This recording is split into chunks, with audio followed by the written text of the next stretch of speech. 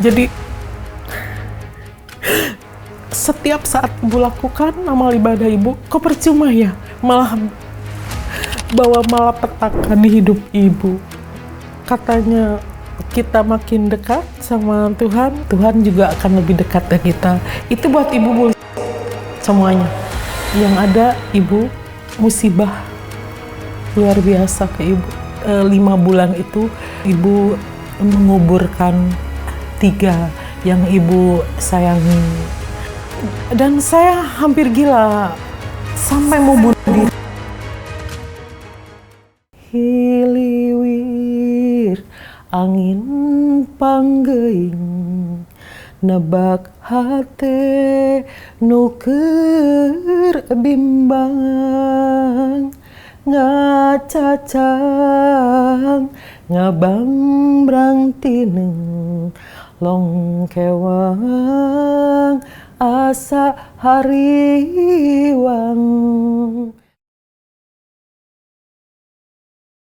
Nama saya Erna Juniarti. Saya kehilangan suami dan kedua anak saya. Ibu itu dulu seorang penari Jawa Barat dan menikah dengan suami seorang produser juga arranger. Bahagia sekali luar biasa. Sempurna deh hidup ibu ini dengan ada anak sepasang cowok, juga suami juga berpenghasilan besar, juga begitu sayang sama ibu, sayang juga sama anak-anak gitu. Terjadi musibah yang luar biasa ke ibu, ke diri ibu. Tiba-tiba suami itu ngalamin koma. Kok nggak bangun? Kenapa ya? Sampai sama anak yang perempuan ibu ke kamar dan teriak, "Mah, ini si ayah kenapa?" Akhirnya masuk rumah sakit dan ya cukup lama sudah dari rumah sakit itu, tidak lama wafat. Ibu kecewa. Kenapa ibu sudah maksimal perasaan, kok mati juga gitu.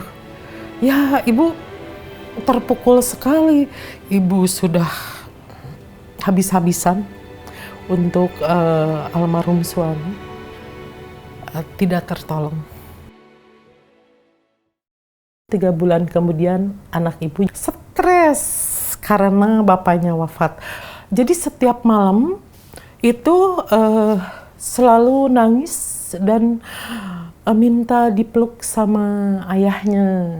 Jadi bilang ke ibu, "Mah, kalau yang cewek, Mah pengen peluk ayah, Mah pengen peluk ayah." Ya ibu juga bingung ya harus bagaimana gitu.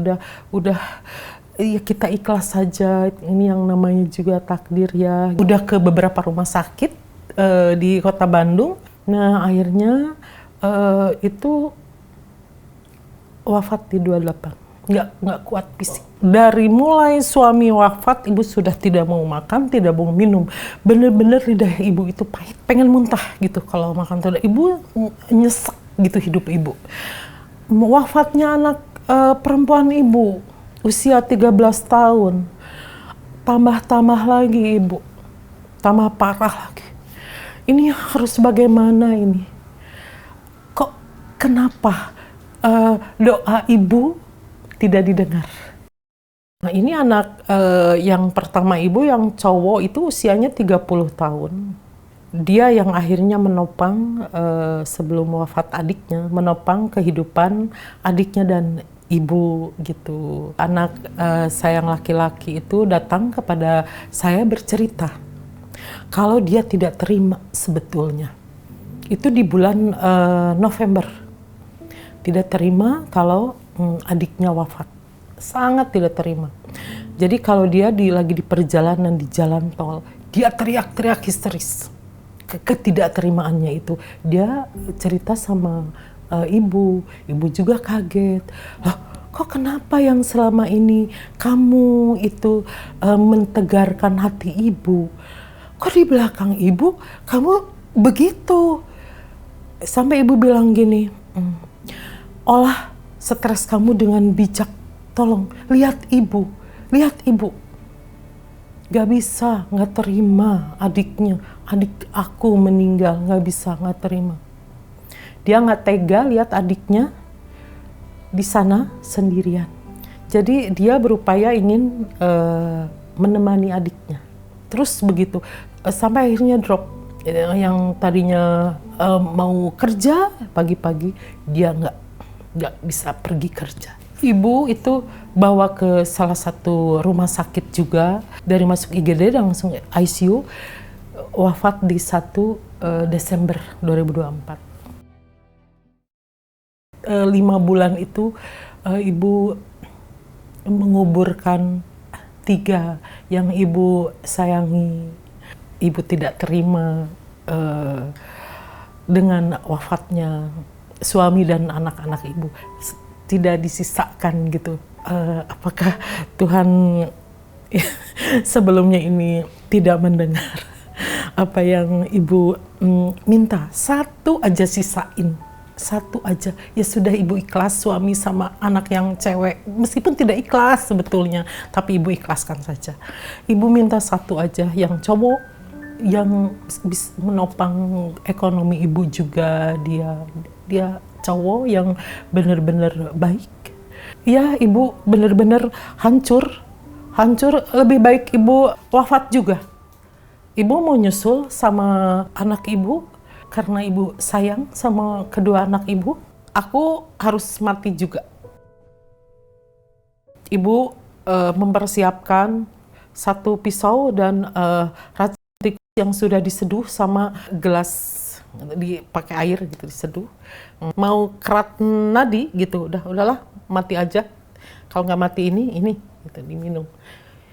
Tiba-tiba itu kenceng sekali, anak perempuan ibu teriak, bukan bisikan ini tapi teriak, "Mah, cepat hubungi gereja.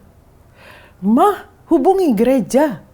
2 kalimat itu yang membuat ibu terbangun. Suara jelas sekali, itu suara anak ibu yang perempuan. Sampai jatuh pisau itu. Ibu bingung mau kemana, ibu gerejanya di mana, ibu nggak ngerti gitu. Dari situ mulai mata ibu dan hati ibu mulai merasa terbuka. Kok si Neng sampai teriak sebegitunya? Gimana? Hubungi gereja di mana? Ibu bingung. Iya, boleh kalau begitu. Ibu meninggalkan racun sama pisau, cari informasi ke tetangga. Dan setelah itu tetangga itu kebetulan ibu itu baik sekali dan dihubungkan ke salah seorang pendeta. Pendeta ini sebetulnya pernah menyembuhkan anak perempuan ibu yang cewek ini. Di tahun 2022, anak ibu itu sering jerit-jerit. Nah, kebetulan ibu tuh punya tetangga yang depan itu gitu. Dia Kristen, hubungan ibu baik sekali dengan beliau. Akhirnya izin ke ibu, bagaimana kalau dia mau bawa Pak Pendeta? Karena ibu kan cerita kalau anak ibu yang perempuan ini, ya satu tetangga juga tahu kan kalau malam tuh teriak-teriak. Pendeta itu datang dan mendoakan anak perempuan ibu. Besok lusanya anak ibu tuh puji Tuhan banget sehat gitu. Aktivitas sekolah lagi seperti biasa gitu. Sampai akhirnya dia minta untuk pengen ketemu sama Pak Pendeta itu yang menyembuhkan dia gitu. Cuman sama kakaknya dia tidak bolehkan. Langsung telepon ke kakaknya yang waktu itu datang sama pendeta. Nah, dijanjianlah sama kakaknya ini yang bawa pendeta itu di tanggal 6, puji Tuhan sekali, ibu bertemu dengan Pak Pendeta. Ibu harus mengikhlaskan dan ibu harus sukacita, ibu harus damai sejahtera, dan ibu waktu itu tidak paham itu kalimat-kalimat itu maksud damai sejahtera, sukacita itu bagaimana gitu. Ibu tidak mengerti waktu itu. Di awal ibu bingung. Ibu nggak paham soal Tuhan Yesus itu bakal menyelamatkan ibu, abstrak itu buat ibu. Iya, bisa menyelamatkan ibu atau tidak. Cuman motivasinya, kenapa anak ibu bisa berteriak, hubungi gereja? Itu aja. Dia kan berarti anak ibu kan sudah wafat. Berarti tahu gitu, soal rahasia di alam sana. Itu yang membuat ibu, ya oke, ibu mau cari gereja. Ibu mau ke gereja, kalau begitu mau percaya, mau mengimani Tuhan Yesus, kalau udah ke gereja siap gitu. Ibu sendiri masih di awal itu masih kebingungan karena ibu nggak ngerti gitu bagaimana ajaran Tuhan Yesus itu. Pertama ke gereja juga ibu nangis, sangat nangis, sedih luar biasa di gereja itu. Nangisnya bukan penyesalan ibu masuk Kristen, bukan. Nangis ibu itu, ibu merasa bahagia masuk ke gereja. Kok ini luar biasa sekali, gereja ini bikin nyaman. Yang selama ini ibu benar-benar hancur, ini udah semuanya juga ibu sudah tidak berharap apa-apa lagi, masuk ke gereja. Luar biasa. Ibu bahagia, ada ketenangan jiwa ibu, dan ibu nangis terus. Ibu menyesal, kenapa anak-anak ibu nggak sempet ke gereja. Ibu kok nyelamatkan diri kalau begini, merasa ibu begitu gitu. Nah, setelah ibu percaya sama Tuhan Yesus, pelan-pelan ibu merasakan hati ibu mulai damai, kegelisahan itu tidak ada.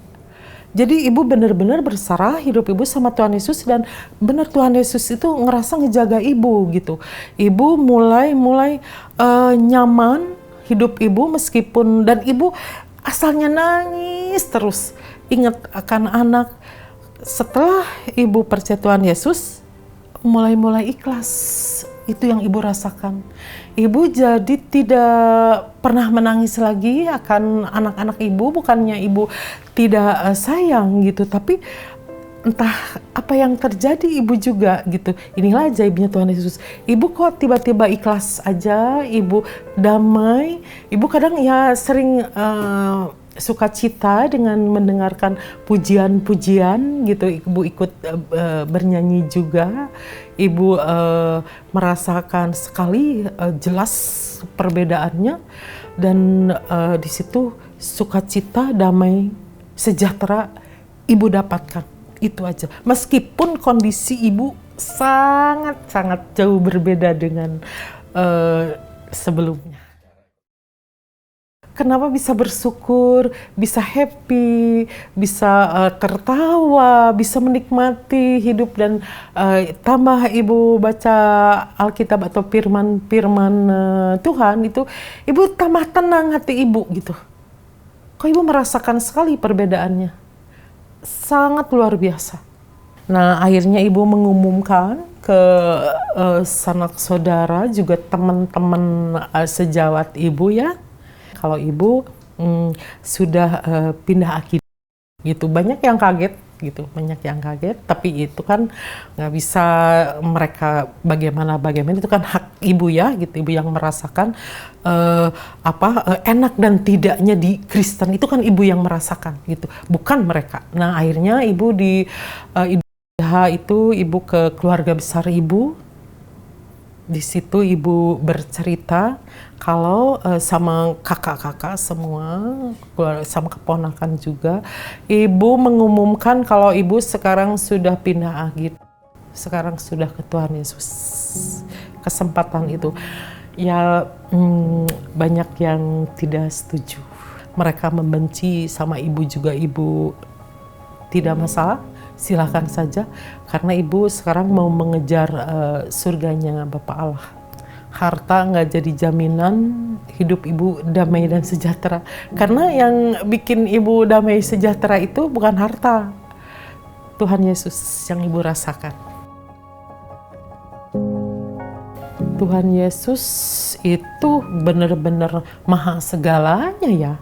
Tuhan Yesus juru selamat dunia sebetulnya.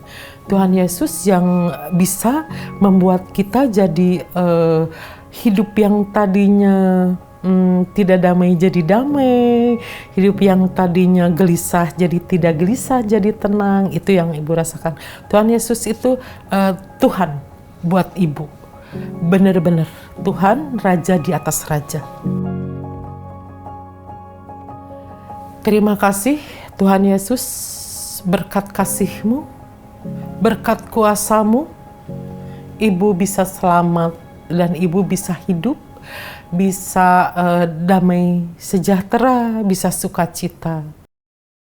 Hiliwir angin panggeing, nebak hate nuker bimbang, ngacacang ngabambrang tineng long kewang asa hariwang, duh angin kuring palata pangnepikeun rarasaan Gusti Yesus diri sumerah rumasa tos kajongjonan wanci berang hate asa sumoreang, wanci peting pikiran teu genah cicing, sabab jaga pasti kuring bakal mulang ka surgana Gusti Yesus.